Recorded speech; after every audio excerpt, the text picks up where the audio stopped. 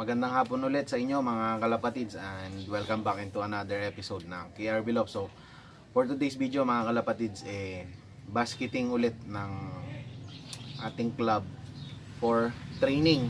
So, ito ay training lang pero kasabay nito is meron tayong 3 laps fundraise ng UFC na kumbaga pina-fundraise ng club para merong kumbaga yung abangan natin meron ng thrill kasi medyo malayo na yung mga training natin ngayon. So basketing ngayon, ang release natin bukas is Santo Tomas, La Union. So medyo malapit lang siya nung last training natin sa Rosario. Siguro sa tansya ko mga 15 kilometers lang yung distansya nun or mga 10 kilometers lang ang difference from Rosario sa palagay ko kasi tinignan ko sa mapa, malapit lang. Pero yung 3 laps fundraise nga natin is magi-start ng Rosario, bukas nga ang La Union, Santo Tomas, La Union, then hindi ako nagkakamali is Aritaw. Tapos yung final lap natin is sa Bangbang, Nueva Vizcaya, So, yun yung fundraise natin na 3 laps. Then, dalawa yung pa-fundraise nila, pinaghiwalay nila yung young bird tsaka ang old bird category. So, maganda yung ginawa ng club na yon na pa-fundraise. Pati yung young bird and old bird category is may hiwalay nila, Maganda kasi yon para young bird to young bird yung mga naglalaban, then old bird to old bird. Pero yung young bird mo is pwede ring i-entry ng old bird. Parang sa derby lang din. Double category ang pwede doon. So, ang entry natin is 250 per bird. Kung magdo-double category naman is 450. Pero yung entry sa old bird is 250 din. Then, ang premyo niya sa young bird is 100k. Guaranteed. So yung magpa-first is 50,000. Then hindi ko na matandaan yung breakdown sa young bird pati yung sa old bird. Pero yung sa old bird natin is 70,000 guaranteed. Price din siya.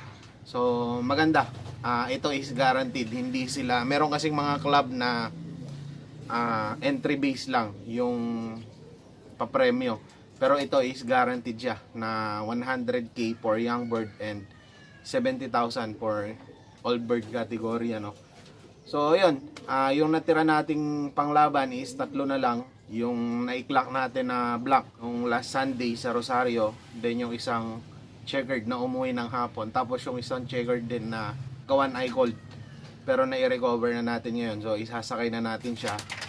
Palagay ko baka mabibigla ito. Kasi medyo 3 training yung na-skip nung nagkawan ay cold natin na yun. Pero titingnan natin. Meron naman kasing kalapate na kahit ilang skip man yung training kayang-kaya pa rin niya. So yun, mamaya magbabasket nga tayo. Yung 3 ibon is young bird yung natira natin. I-entry ko na lahat. Yung isa na black nga natin ay baka ido-double category ko siya. Ilalaro ko din ng old bird category. So 450 yun siguro. Gagastos tayo ng mga 950. Oo, 950 dun sa 3 ibon, kasi baka hindi na to umabot ng derby, mga kalapatids, kasi pahirapan nga yung nagiging pauwi. Tulad ngayon, ngayong hapon, alas 5, biglang buhos na naman ng ulan. So pulo-pulo pa rin yung pag-uulan. Hindi pa rin talaga fair weather ang nangyayari, Pero bukas hopefully na maging maganda yung panahon para maging maganda rin yung mga pauwi natin, Then sa mga magtatanong, baka merong magtatanong kung meron ba akong pinapabaon na supplement. So sa ngayon is wala pa.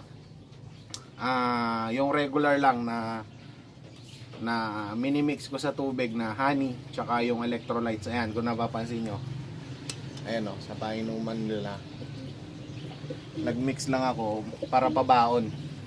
Yun na yung binibigay kong pabaon para sa kanila. Pero pagdating ng derby niyan, doon na ako nagbibigay ng mga paunti-unti na supplements kung ano man. Papakita ko rin sa inyo yan pag umabot tayo ng derby. Hopefully sana pa, So yun, update ko na lang kayo mamaya mga kalapatid sa magbabasket tayo. Iba-vlog natin doon sa loading area natin. So balikan ko kayo. Ayan mga kalapatids, nandito na tayo sa sa loading area. So ayan, medyo na late tayo. Ito yung mga ibon natin. Mahaba na yung pila kasi nga meron tayong fundraise ngayon Kaya ayan, mahaba na yung pila nung dumating tayo. Mag-e-entry tayo para sa fundraise natin. So ayan mga kalapatids natin.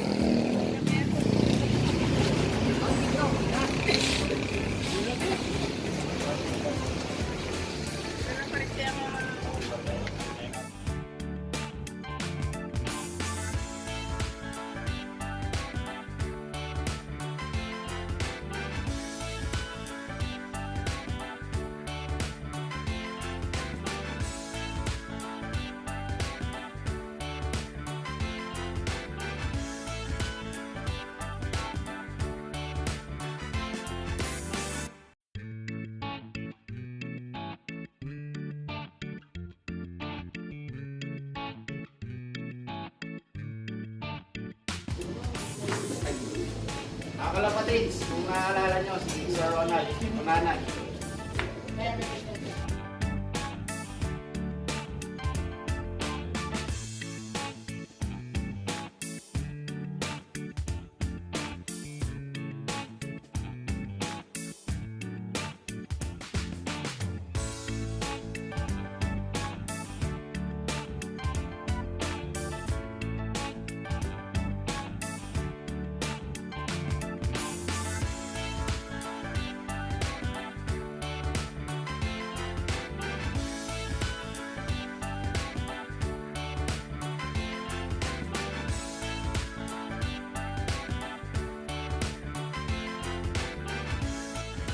So ayan mga kalapatids, nag-entry na nga tayo, 3 ibon. Sinali na natin lahat kasi baka hindi na tayo mabot sa derby, sabi ko nga So ayan, tulad ng tips ko sa inyo nung nakaraan, bago nyo i-load yung ibon, tignan nyo na ng mabuti, Then halikan nyo na, kasi baka huling pagkikita nyo na yun.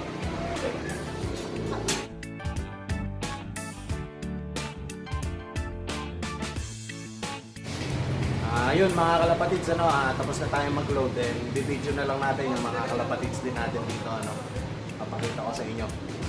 So tara. So ayan mga kalapatids, yung mga tropa din natin na nag-e-entry para sa fundraise, So i-clear ko lang, yung entry natin sa fundraise is 250 for young bird and 250 din sa old bird category. So pagka nag-double category ka, may discount na 50 pesos, kaya 450 na lang pagka double category, Tapos yung mga nagtatanong nung nakaraan regarding dun sa video nung nanalo dun sa Mio, So yan yung si Popogi Lop. Boss, tingin ka naman, yan. Yan yung Lopman ni Sir Marvic, yung nag-champion ng Mio. So sila yon. Yan, nakita nyo na. Dapat hindi nasasali to kasi nag-champion na ng Mio. 19-14. Ay mga pahabol nating tropa, ayan. Mga pangmalakasan din ng ibon yan. So ayan, last summer pumuesto yung kalapati niyan, pang 8 na bro, 5th overall. So ayan, last summer.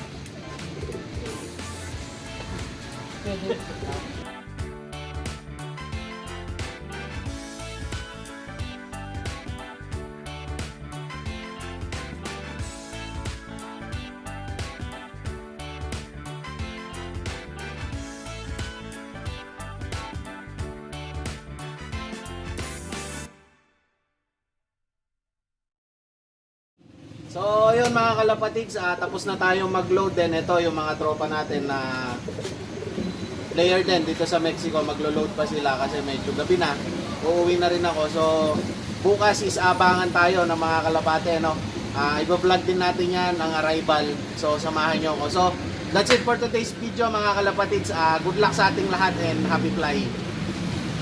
Bye.